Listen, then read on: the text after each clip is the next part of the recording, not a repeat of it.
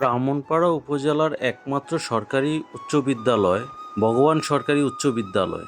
এই বিদ্যালয়টি 1945 সালে প্রতিষ্ঠিত হয়। 1945 সালে প্রতিষ্ঠিত হওয়ার পর থেকে হাজার হাজার ছাত্রছাত্রী এই বিদ্যালয় থেকে শিক্ষা লাভ করে আজ তারা দেশের বিভিন্ন গুরুত্বপূর্ণ দপ্তরে দেশের সেবায় নিয়োজিত আছে।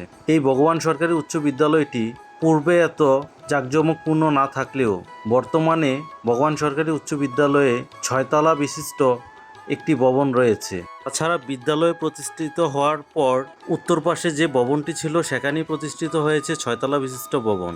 পশ্চিম পাশে রয়েছে 3 তলা বিশিষ্ট ভবন এবং পূর্বের দক্ষিণ পাশের 3 তলা বিশিষ্ট ভবনটি রয়েছে।